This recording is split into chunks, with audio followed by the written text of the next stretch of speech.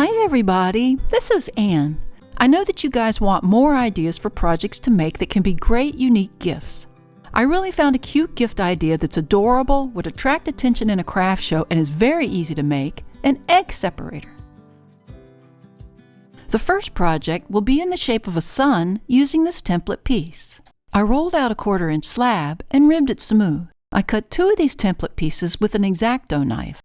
One of the template pieces I did not cut the center from, and the second template piece I did cut the center from. I carefully lifted the slab with the center cut out of it and fit it over top of the other template piece, staggering the protruding sun rays just how I wanted them and centering the middle circle over the bottom slab. Using a bamboo stick, I lightly traced and marked around the inside and arms of the top slab. I also drew light registration X marks so I could line them up back again later. I know each template is supposed to be identical, but cutting them by hand is never perfect for me. I repeated this step, marking where the 2 joined together on the bottom side of the slabs. I removed and turned over the top slab where you could see the marks where they overlapped. I scored inside all those marks really well.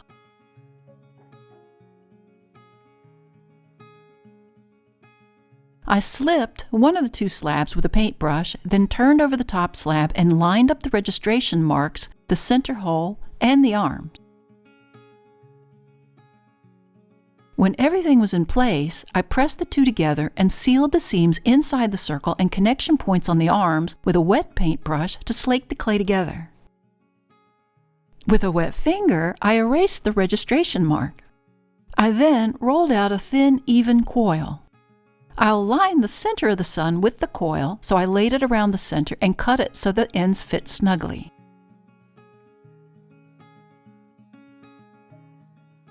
I removed the coil and scored the ends of both, slipped the end of one, joined them together well, then scored what will be the bottom of the ring. Hey guys! We're pushing for 100,000 subscribers and we're almost there. So if you could please take a moment to hit that subscribe button, we'd really appreciate it. I also scored the inside of the circle where it will be attached. I fit the ring inside the circle and pressed it gently in place. I went around the seam inside and out with the back of my fingernail to seal the joint. I went around each of the sun rays and smoothed and rounded the edges a bit.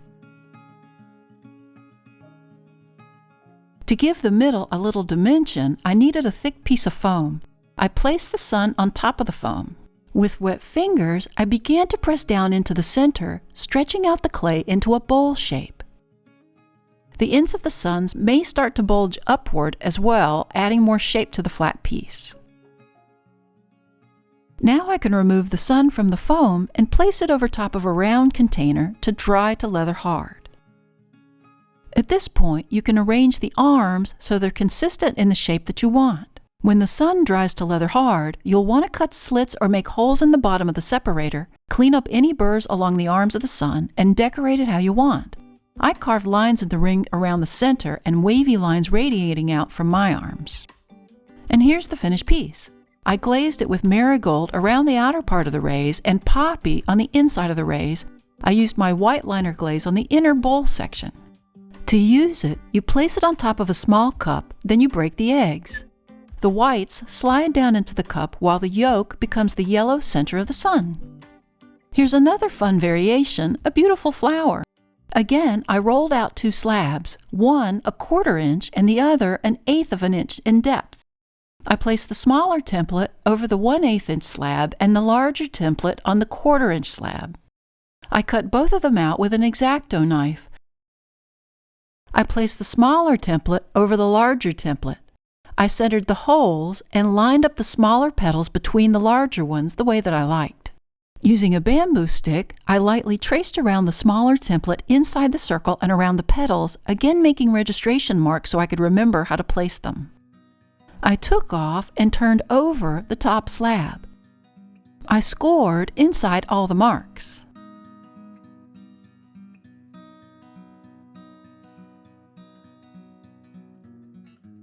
I used my thumb to flatten out the flower petal edges, as petals would be thin, right?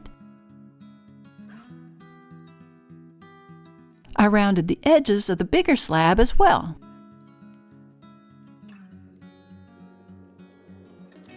Now I can slip one of the sides and connect both together, lining up the registration marks and putting pressure on them to connect them.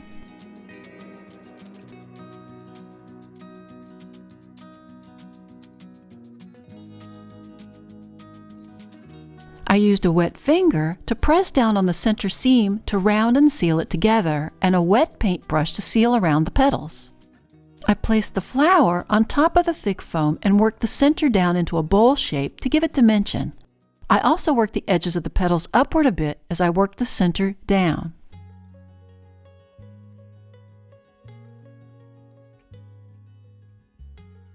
Now I can move it over to a round container.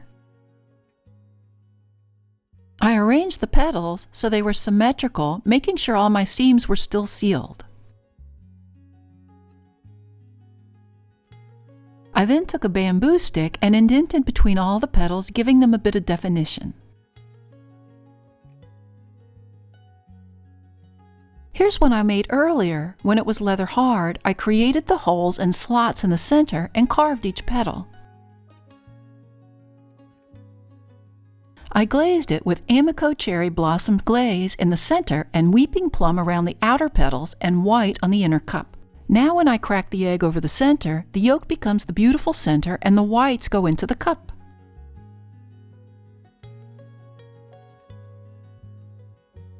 Finally, we'll make the funkiest of the separators using these 3 templates. For the form, I'm using a small 3-inch diameter flower pot and stretching a stocking over the pot so the clay won't stick. I rolled out a 1/4-inch slab using my really cool roller that my friend Nancy Gordon gave me. I cut out all the templates from the slab using an X-Acto knife.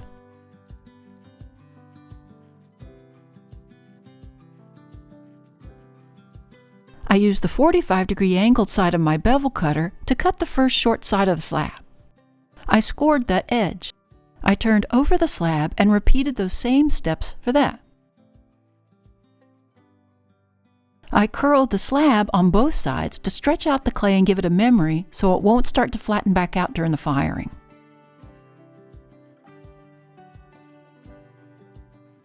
I scored that edge and slipped it too. I then wrapped the clay around the flower pot and connected the seam, really working the clay together to seal it.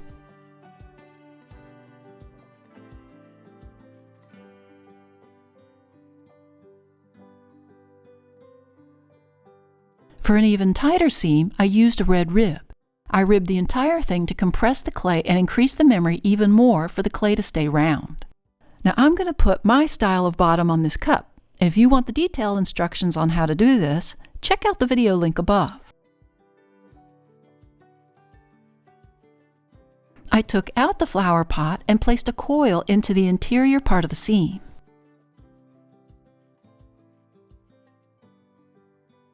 I ribbed the interior part of the seam on the wall to make sure that was sealed. I took the larger of the 2 remaining slabs and worked the edges flat around it. I bent the slab and placed it over the seamed area where it will eventually become a nose. I traced around where the 2 will eventually connect, and I scored both areas.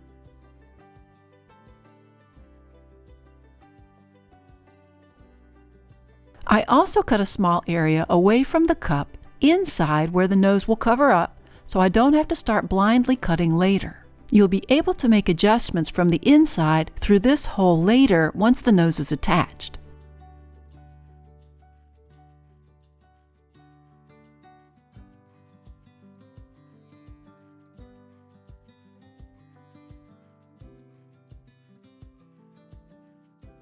I slipped the scored area of the nose and firmly attached it to the cup.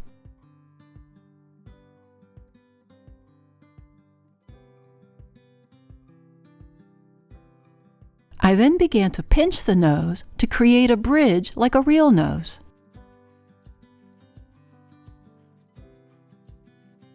I worked the sides so they stuck tight and flat to the cup and worked the nose to the shape that I wanted. I took the last template and again worked the edges down, then I bent the edges so they would conform to the cup shape.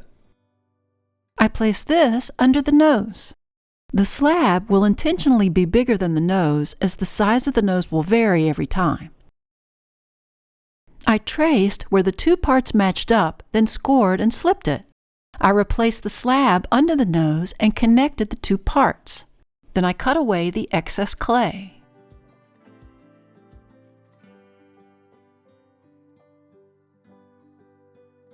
I worked the edges of the clay so they were flush with the bottom of the nose and sealed tightly. If you need more stability behind the nose when working it into place, replace the flower pot inside the cup.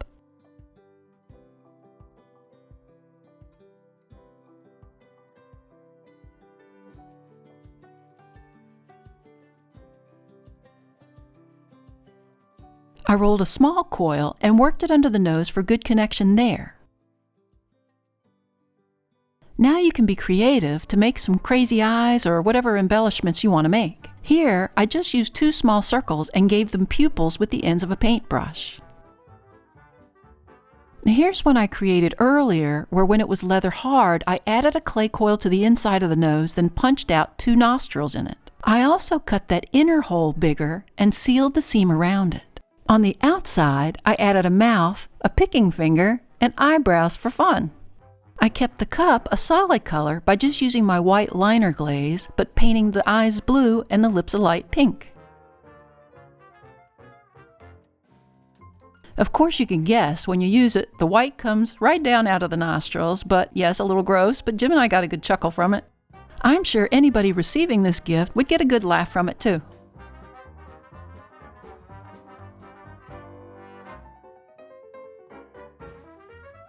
Thanks to the newest members of our Little Street Pottery Research Facility team. If you'd like to join the team and earn a title, click on the Super Thanks button or the link to buy me a coffee. In any case, we invite you to subscribe to our channel, and we'll see you next time in the studio.